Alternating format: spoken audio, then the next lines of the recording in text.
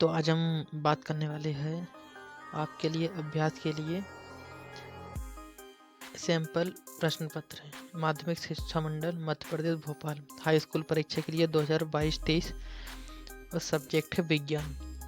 तो जिस sample paper जो है इसमें से मोस्ट वेरी आईएमपी क्वेश्चन भी बहुत बार पूछे गए हैं। ये वही वाला सैंपल पेपर है। तो आज हम इनके क्वेश्चन आंसर देखते हैं। तो हम बात करते हैं सैंपल पेपर। तो इसमें सबसे पहले विकल्प दिए हुए हैं। विकल्प हमारे लिए उतना ज़रूरी नहीं है जितना ज़रूरी क्वेश्चन आंसर है। विकल्प आपको कहीं से भी पूछ लिया जाएगा।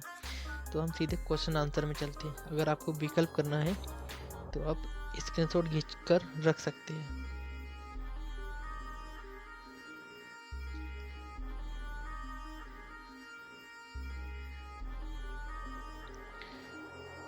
तो एक वाक्य में उत्तर भी है, खालिस्तान भी है। उसके बाद हमारा आता है 5वें नंबर में 2 अंक के प्रश्न आते हैं। तो सबसे पहले हम समझते हैं कि कौन कौन से प्रश्न कितने अंक का आने वाला है। तो पहला, सभी प्रश्न करना अनिवार्य है। दूसरा, प्रश्न क्रमांक 1 से 4 तक के वास्तुनिष्ठ प्रश्न यानी विकल्प है, जो मैंने आपको बताया। उसके बाद है प्रश्न क्रमांक 5 से 22 तक में आंतरिक विकल्प दिए गए हैं। उसके बाद है प्रश्न क्रमांक 5 से 16 तक के प्रत्येक प्रश्न 2 अंक का होगा। उसके बाद है प्रश्न क्रमांक 17 से 19 तक प्रत्येक प्रश्न 3 अंक का होगा। फिर उसके बाद प्रश्न क्रमांक 20 से 22 तक प्रत्येक प्रश्न 4 अंक का होगा। तो आज हम इन क्वेश्चन को देखते हैं।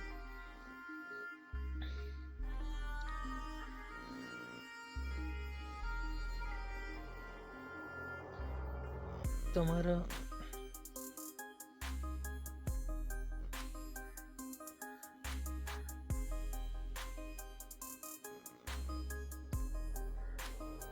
हमारा पांचवा क्वेश्चन है, आवेक्षण अभिक्रिया से आप क्या समझते हैं, उदाहरण देकर परिभाषित कीजिए। ये हमारा 5वां क्वेश्चन था। अब इसके 8वें में पूछा गया है, तेल एवं वसायुक्त खाद्य पदार्थों को नाइट्रोजन से प्रभावित क्यों किया जाता है। ये हमारा 5वां क्वेश्चन था। उसके बाद है हम आगे चलते हैं 6वां क्वेश्चन में, मिश्र धातु क्या होते हैं, एक उदाहरण दीजिए। ये हमारा 6वां क्वेश्चन। उसके 8वें में पूछा गया है, विद्युत के तार धातुओं के बनाए जाते हैं क्यों। विद्युत के तार धातुओं के बनाए जाते हैं क्यों। यह हमारा 6वां क्वेश्चन का अथवा था। आप इनका स्क्रीनशॉट खींच कर रख लीजिए और इन्हें अच्छी तरीके से याद कर लीजिए। ये प्रश्न बेहद बार पूछे जा चुके हैं। तो हम आगे बढ़ते हैं। हमारा 7वां प्रश्न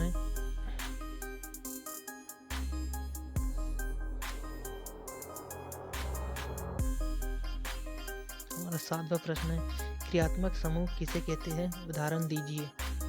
उसके बाद 8वें में है, हाइड्रोकार्बन क्या है, उदाहरण दीजिए। यह हमारा है 7वां क्वेश्चन था। उसके बाद हमारा 8वां क्वेश्चन है, भोजन के पाचन में लार की क्या भूमिका है। यह हमारा 8वां क्वेश्चन है। उसके 8वें में क्वेश्चन दिया है, लसिका एवं रक्त में 2 अंतर लिखिए। ये अंतर भी आपको पढ़ाया होगा, तो आप उसके हिसाब से लिख सकते हैं 2 अंतर। उसके बाद हम आगे चलते हैं।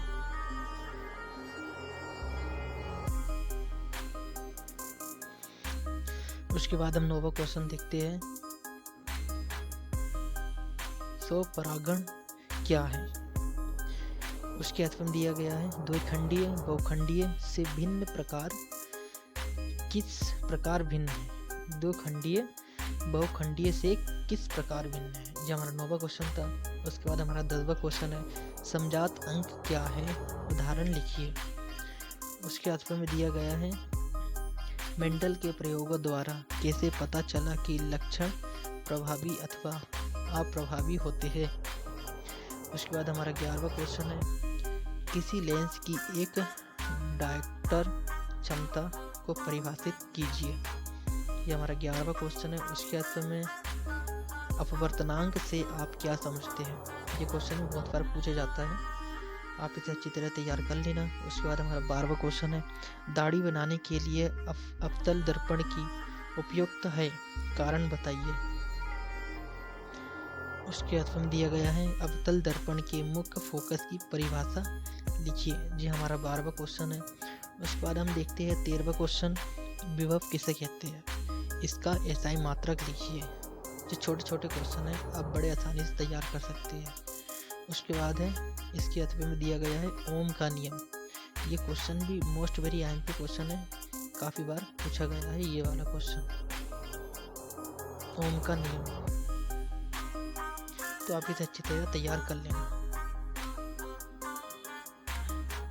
उसके बाद हम 14 नंबर क्वेश्चन में चलते हैं।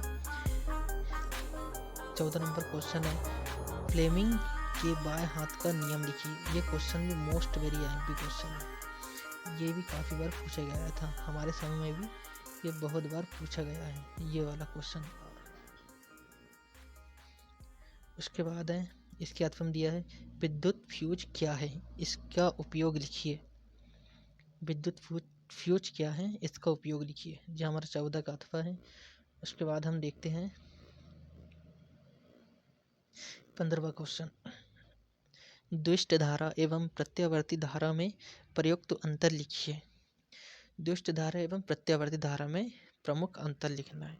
इसके अथवा में दिया है, विद्युत चुंबकीय प्रेरण किसे कहते हैं, इसके अथवा का क्वेश्चन है। उसके बाद नीचे हम 16वें नंबर क्वेश्चन में आते हैं, ग्लोबल वार्मिंग के 2 कारण लिखिए।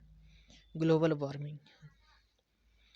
वार्मिंग एक ओजोन परत, ये दोनों भी बहुत बार पूछे जाते हैं, इसे आप अच्छे से तैयार कर लीजिएगा। तो इसके अथवा में दिया है, ओजोन परत क्या है, यह क्यों क्षीण हो रही है। उसके बाद हमारा 17वां क्वेश्चन है, ऊष्माक्षेपी एवं ऊष्माशोषी अभिक्रियाओं में 3 अंतर लिखिए। तो देखिए 3 अंक का क्वेश्चन चालू हो गया है, तो इसमें 3 अंतर है, ऊष्माक्षेपी एवं ऊष्माशोषी अभिक्रियाओं में 3 अंतर लिखिए। इसके अथवा में है, अभिक्रिया की दर को प्रभावित करने वाले 3 कारकों को लिखिए। इसका आप स्क्रीनशॉट खटाखट खींच के रख लेना, तो आपको परेशानी नहीं होगी याद करने में।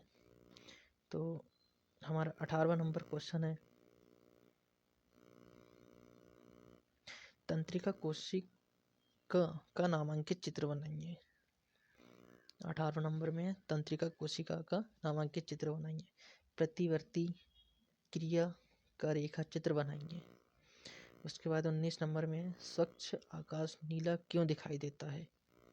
इसके अथवा में, हमें वर्षा के पश्चात ही आकाश में इंद्रधनुष दिखाई देता है क्यों।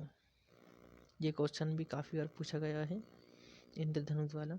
उसके बाद है 20वां क्वेश्चन है, धोने के सोडा एवं बेकिंग सोडा के 2 उपयोग लिखिए। इसके अथवा में क्वेश्चन दिया, जिप्सम क्या है, क्या होता है जब इसे 100 डिग्री सेल्सियस पर गर्म किया जाता है। ये भी मोस्ट वेरी आईएमपी क्वेश्चन था। उसके बाद हम बात करते हैं, किन्हीं 4 एल्कोहल के सूत्र IUPAC नाम लिखकर संरचना बनाइए। इसके अथवा में दिया है, हाइड्रोजनीकरण क्या है, इसका औद्योगिक अनुप्रयोग लिखिए। इसके बाद अब 22 नंबर क्वेश्चन में देखते हैं, मनुष्य के उत्सर्जन तंत्र का नामांकित चित्र बनाइए।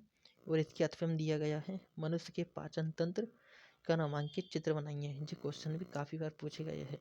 ये जो सेट है जो मैंने गूगल से निकाला हूँ, और ये इसमें से बहुत सारे क्वेश्चन आपको आने वाले हैं। मैं इस प्रकार के सेट और भी लेकर आऊँगा आपको पेपर में, और आपको पेपर के करने में बहुत ज़्यादा मदद मिलेगी। इसमें जो विकल्प दिए हैं उसके आंसर अभी मुझे नहीं पता है, इसलिए मैंने अभी तक उसके आंसर नहीं बताया हूँ। तो जैसे इसके आंसर मुझे पता चलते हैं, मैं इसमें आंसर डाल दूँगा, और आगे भी मैं आपके लिए ऐसे ही और क्वेश्चन पेपर के सेट लेकर आऊँगा। तब तक के लिए थैंक यू।